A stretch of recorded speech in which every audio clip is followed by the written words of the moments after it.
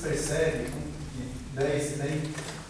desse protagonismo indígena? Quer dizer, tu tem velho que tem que saber, porque o tradicional até hoje foi que o antropólogo, o museólogo, que pensam a questão indígena, representar o índio. Então, a gente está se representando em outros espaços hoje.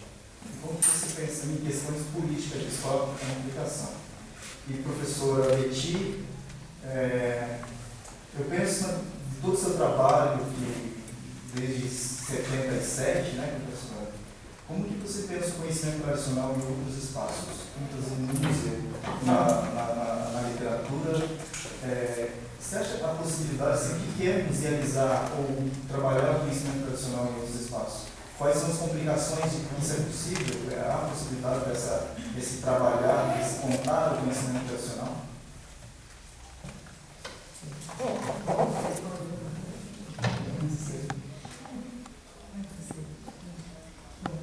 A sua pergunta é, como todas as outras, muito interessante, né? Então, essa proposta específica que eu estou fazendo de acervo sonoro, né? Enfim, você pode dizer que seria uma volta, não sei se eu gosto também dessa palavra repatriamento, eu estou chamando de uma outra coisa, eu estou chamando de devolver o saber às comunidades. Eu acho que os museus, ou outra instituição universitária, qualquer outra, podem ser muito úteis para a conservação dessas vozes com uso pelos seus donos. Porque aí depende muito de onde a gente trabalha. Nessas comunidades, nesses povos onde eu trabalhei, na Amazônia, a conservação ainda é uma coisa muito difícil. Eu posso atestar isso pela quantidade de livros que eu levei, não só os deles, mas muitos outros, não duram nada, né? Assim, em geral, mesmo coisas tecnológicas, e é assim até por razões que são, de certa forma, tradicionais e bonitas. E os índios não acumulam muita coisa, tem aquilo que leva nas costas. Não há mesmo acumulação, mesmo nesses povos que já estão ganhando dinheiro. Então, se você consegue conservar ou livros ou objetos no museu, mas com uma possibilidade de decisão dos povos sobre esse acervo, eu acho que vale a pena, né? Mas eu estou falando assim, aí precisa ver caso a caso. O caso das vozes, eu acho que é bem possível, mas eu andei conversando com pessoas como o Anthony Seeger, que é do Smithsonian, né? Como você pode dar acesso ao material, porque isso aí poderia ficar em muitas universidades e museus, né? O acesso virtual. Aí você aciona um botãozinho e tal e ouve. Isso aí é fundamental para a preservação das línguas, porque essas línguas com as quais eu trabalhei foram pelo menos 10, muitas dessas estão desaparecendo. Então, o uso disso nas escolas, né? Você agora tem os computadores, tem tudo nas escolas, de repente você ouve a voz dos antepassados, uma língua que não tem mais. Agora, precisa ter um certo controle por causa dessa questão dos direitos autorais, que é complicadíssima essa questão, tanto na autoria da escrita como em todas as outras. Os objetos, eu não sei, não pensei tanto nessa coisa arqueológica, mas a própria noção de direito autoral é recente na história da humanidade, né? Os grandes escritores do século XIX, os livros deles saíram reescritos de qualquer jeito e eram publicados, não eram fiéis aos autores. E esse debate hoje está bem comercial, mas, enfim, é um debate, por exemplo, dos músicos, do ECAD, tudo isso. Então, é bem difícil, mas eu acho que tem formas que combinem a conservação e a participação e a autonomia, que tem que ser pensadas. Você está pensando, eu não sei se é mais na escrita, na tradição mesmo, porque a tradição aí eu acho que vai depender caso a caso. Talvez você esteja falando das coisas secretas, né? No candomblé tem coisas que não podem mesmo ser reveladas, e os pajés também têm, né? Tem outras que eles fazem, como eles estão vendo a destruição pelo contato, pela mudança do mundo atual, que é tão incompreensível para todos nós, Eu acho que tem essa urgência de passar adiante. E há uma geração que pula a transmissão tradicional, né? Pelo menos nesses povos que o contato muito violento, como Rondônia, a segunda geração não aprendeu. E não é porque não aprendeu só a tradição, não aprendeu aquilo que nós mesmos chamamos de história. Nesses cursos dos quais eu participei, professores indígenas e outros, eu vejo como eles sabem pouco a história das demarcações, das mortes, dos conflitos, porque a gente não conseguiu fazer também muito material, mas eu acho que agora, enfim, os museus e as universidades vão fazendo isso junto com os índios, né? Eu não sei se é por aí que você está pensando, né? É uma discussão que pode ir longe, mas vamos continuar. Bom, eu acho que eu começo, depois a Renata complementa. Falar agora. Mas dizer que eu mencionei essa possível participação de museólogos e arqueólogos no âmbito de um centro de pesquisa de patrimônio arqueológico, né, que se diferencia do centro de referência em etnologia, como eu estava aqui no centro Caivani. Eu acho que a pergunta que você fez já está se desenhando aqui no centro de Caivani, algumas dessas possibilidades. Né? No caso do centro de referência arqueológico, patrimônio arqueológico, a gente está tratando, de certa forma, do patrimônio material. Né? Evidente que sempre tem um componente do patrimônio material que se agrega à compreensão do patrimônio material. Né? Nesse sentido, podemos admitir que possa haver também uma contribuição de indígenas nesse sentido, mas preferencialmente nós estamos falando do patrimônio material e um acervo que já está musealizado, vamos dizer assim. Eu não me referia tanto ao possível repatriamento, que também não deixa de ser uma possibilidade. Mas é uma discussão que vem se colocando a própria rede de educadores de museus e acervos arqueológicos e etnológicos, né? Vive essa tensão que, de certa forma, são campos, embora muito próximos e complementares, mas são campos distintos. Então a gente tem que levar isso em consideração também, pelo menos do ponto de vista da nossa epistemologia. Né? Mas, como você colocou, do ponto de vista político, interessa ressaltar que a gente tem que compreender aí um respeito à cultura, que está envolvido nessas questões também. Por exemplo, a exposição de restos mortais, né? Enfim, algumas coisas que é um debate que já vem acontecendo e que é sempre presente. Né? Mas, do ponto de vista do Estado, acho que o próprio secretário, no depoimento que ele coloca, nos anais desse encontro e do próprio pronunciamento que nós trouxemos aqui, ele coloca muito como uma postura de reconhecimento à diversidade. Né?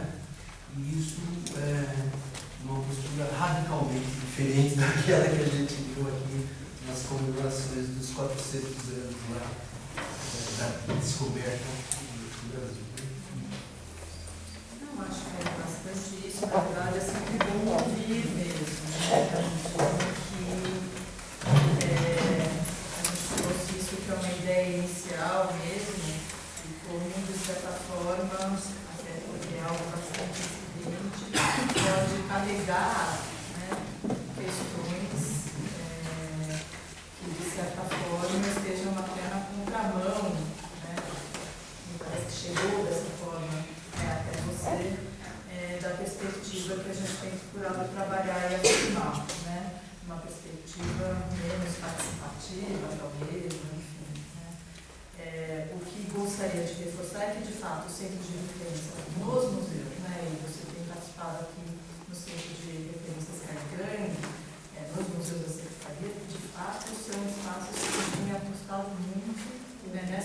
perspectiva de uma potência de participação, né, e de abertura, né, para nós mesmos vivendo a atuação no âmbito da gestão pública, que tem a definição de diretrizes, né, monitoramento, avaliação, né, de que a gente possa ampliar e fazer essa gestão devida dos processos, né, que se instalam nos nossos museus numa necessária perspectiva de transformação dessas instituições. Né.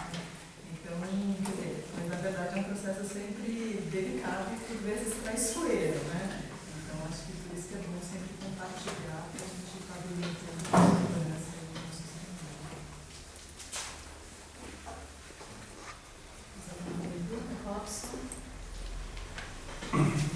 Robson Rodrigues, arqueólogo. Bom, a referência, na verdade a pergunta vai para o pessoal do CISEM, né, para o Davi e para a Renata, né, dando um pouco essa continuidade desse debate no que diz respeito ao centro de referência. Né? Acho que, de certa forma, a presença e a fala de vocês já é sintomática no que diz respeito ao trabalho desse fórum, né, desse espaço, né, já que vem na sua terceira edição, vocês já respondendo a inquietações de fóruns anteriores. Né? Então, traz também um pouco a importância desse espaço no que diz respeito à formulação de ideias para se desenvolver no âmbito das políticas públicas. Né? E já estamos pensando nesse sentido, né? Quer dizer, avançar nesse debate por um tema que ele é de alta relevância na atual conjuntura que nós vivemos, já que a arqueologia, né, se coloca nesse cenário, né, do licenciamento, como a Cristina coloca, né, quer dizer, e com toda a problemática que nós temos no que diz respeito à salvaguarda desses acervos em instituições. Né? Então, acho que isso já coloca o quanto, né, os debates nesse espaço, principalmente, traz para pensarmos, então, também soluções. Né?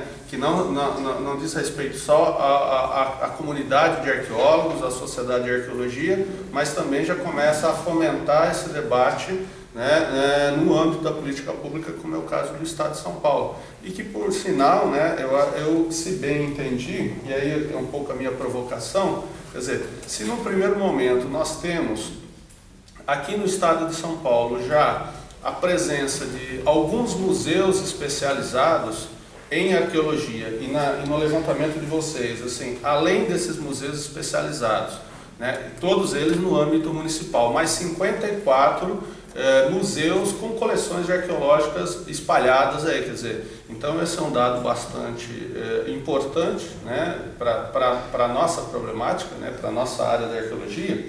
Por outro lado, se bem entendi, ainda há essa dificuldade de se trabalhar no âmbito do Estado, né, porque o Estado não tem um espaço, um museu de arqueologia propriamente dito, e o modelo dos centros de referência vem se constituindo dentro dos espaços estaduais, como são os outros 3 centros de referência já constituídos. Né? Quer dizer, porque deu a impressão, do meu ponto de vista, que se por um lado o CISEM, né, e a Secretaria está preocupada com essa problemática, por outro lado, ainda fica solto no sentido de saber aonde ou em que momento nós vamos discutir essa questão e quem vai ser o fomentador dessa questão. Né? Porque acaba acontecendo, né, que, pegando só essa questão do seminário, né? Quer dizer, precisa se organizar, mas quem vai organizar? Né? Será que é o CISEM que está propondo o centro de referência ou são os arqueólogos? Né? Quer dizer, mas aí para organizar os arqueólogos precisaria se chamar o seminário, mas aí não tem quem organize o seminário. Né? Quer dizer, então eu acho que, assim, claro, é ainda uma discussão bastante inicial que vocês estão trazendo e é louvável essa questão, mas a minha sugestão já seria no sentido, de repente, do CISEM provocar esse primeiro seminário, ser de repente o fomentador dessa primeira articulação de arqueólogos, que com certeza, né, como o Davi já colocou, já citou alguns nomes de profissionais na rede, né, quer dizer, então, e a gente sabe que aqui em São Paulo não são todos os arqueólogos que entrariam nesse debate, mas saberíamos que teríamos aí um grupo inicial, mas desde que já tivesse de repente uma data, um local, né, ou se né, e até avançando um pouco, se o Estado não tem um espaço, esse espaço aqui, ele tem uma, vamos dizer assim, também uma problemática arqueológica aqui no Museu Vanuí, né? Então, de repente, se organizaria esse encontro aqui, enfim, não sei, né? Por conta dessa questão da dificuldade de se articular nos museus municipais, que já tem uma outra, vamos dizer assim, um outro âmbito público, né? Com todas as dificuldades que os museus municipais têm, inclusive no que diz respeito à própria relação desses museus com os seus patrimônios, né?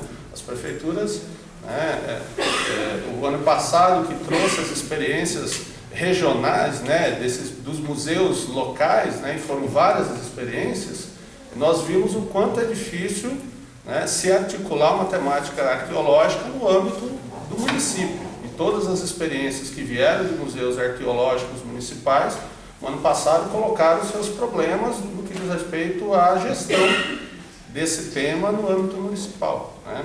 Lins, mesmo lá em Araraquara com a gente, Oroeste, mesmo Piraju, né? Apesar que Piraju tem uma outra articulação por conta da USP, né? Do MAI, e aí isso fortalece, né? Quer dizer, mas mesmo a Unesp, por exemplo, você cita a Unesp, a Neide colocava a dificuldade de se articular a temática dentro da própria universidade, né? Sendo que na própria universidade não existe uma política para museus e para acervos dentro da própria universidade. Então a gente sabe quanto é complexo essa questão, né? Então ficaria mais no âmbito de uma sugestão, de repente, do CISEM continuar ainda, mesmo que em caráter de fomento, né, a organizar de repente esse primeiro, ou fomentar a organização desse primeiro seminário, para que aí sim deslanche um grupo de trabalho, uma equipe que possa avançar nesse debate, porque senão fica a proposta, mas aí ela fica sem invasão, né? Ela não avança, né?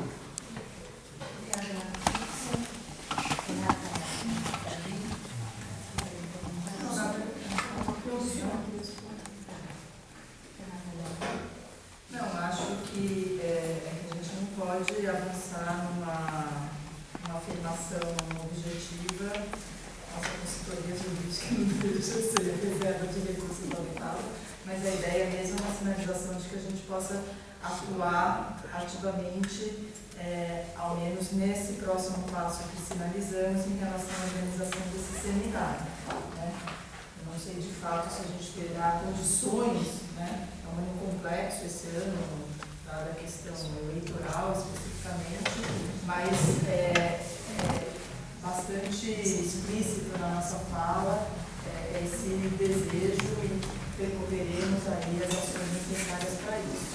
Agora, cabe dizer que o que nos preocupa e compartilhar essa ideia com vocês é que, de fato, comunicação em rede necessariamente há um entendimento que não deve haver um protagonismo da Secretaria de Estado da Cultura, por razões diversas, da impossibilidade, inclusive orçamentária da própria Secretaria, mas pela própria natureza da ação, e que implica, inclusive, que a gente está falando de instituições com vinculações diversas, em especial vinculações municipais, e a questão de distribuir o patrimônio na nossa federação diz respeito a responsabilidades concorrentes.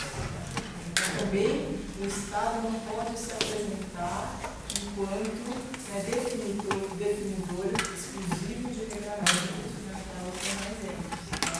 então, assim, é um campo, o que nos preocupa, estamos buscando compartilhar aqui, que é um campo de uma atuação complexa no âmbito de definição de políticas públicas e, em especial, na definição de uma ação objetiva, né, em que se faz necessário a articulação dos diferentes âmbitos, né? E aí também aqui destaco as responsabilidades da própria universidade, dos próprios municípios, né? Porque afinal é só da forma que se apresentar da forma mais forte possível essas diferentes instâncias, no meu entendimento, é que a gente vai ter possibilidade de avançar, né? Mas fica aqui um compromisso inicial de fato, que é um desejo, né, a partir dessas reflexões que vieram principalmente, como você super bem sinalizou, né, a partir das próprias discussões do ano passado, passado, que eu não estava aqui, mas o Davi participou, e a gente veio, né, sedimentando e problematizando isso, né, é um entendimento que a gente possa contribuir no primeiro passo, fazer um seminário específico para essas discussões. Eu acho que a Renata já traduziu bem, né? Eu só quero também repetir o que a Cristina falou, muita calma nessa hora, porque é uma problemática bastante complexa, né? Você já falou, envolve esses diferentes entes federativos, né? Envolve a União, o FAN, envolve os municípios, né? Então é um grau de complexidade bastante. Mas eu não tenho dúvida de que nós estamos a caminho e cada vez mais avançando nessa discussão. Essa interlocução com a REMAI, eu acho que é bastante profícua, porque ela tem essa representatividade e tem esse mesmo campo de preocupação. E penso eu que a gente vai conseguir dar esse primeiro passo, que seria um seminário, exatamente sem ter nenhuma proposta fechada, mas que ele possa colocar numa mesma mesa de discussão todos esses diferentes entes e atores mais interessados na construção dessa alternativa. Então eu vejo, não sei quantos, mas nós estamos avançando e estamos caminhando para isso. Então, só queria, sei que nós vamos ter vários dias aqui, né, para encontros, para debates, mas eu não queria sair dessa vez sem colocar 3 pontos para que a gente possa, porque eu tenho maior interesse assim, que a gente possa conversar. Eu acho que, não sei, na minha fala eu deixei claro o quanto eu valorizo essa nossa possibilidade de inovar em estratégias museológicas, né, para tentar construir, né, de forma compartilhada novas possibilidades. Mas eu também gostaria de salientar que, como museóloga, talvez eu acho interessante a gente pensar esses museus clássicos também como grandes resistências políticas em relação à memória indígena. Eu queria muito, com maior interesse que a gente possa conversar sobre isso, não é? Porque, um pouco até pensando no que a Betty falou, quer dizer, a importância de certos acervos estarem, desde que acessíveis, naturalmente, mas estarem salvaguardados em algumas instituições, enfim, mas se a gente vê isso como uma resistência política em relação à historicidade indígena, eu acho que assume um outro papel. Eu queria muito deixar isso claro. Assim. Uma outra questão também, agora no lado arte museológica, é que qualquer discussão que a gente vai ter sobre questão de acervos arqueológicos do Brasil, pesquisa arqueológica, e sobretudo agora nesse momento, né, que nós estamos colocando acervos etnográficos, digamos, em relação também a acervos arqueológicos, a gente não pode desconsiderar que nós temos uma história no Brasil cultural, uma história institucional, que pouco enxergou a arqueologia como uma história indígena, né? Então, isso é muito forte aqui no Brasil, na constituição das instituições. Até instituições como essa que eu trabalho, que chama arqueologia e etnologia, nós sabemos que são caminhos muito separados. Então, nós não podemos desconsiderar isso quando pensamos em propostas novas, institucionais. Por isso, eu reitero, talvez, que eu acho bem interessante esse caminho de pensar um território, como eu considero que é a proposta do Centro de Referência Caingangue, porque eu acho que é o único caminho de futuro para a gente pensar isso.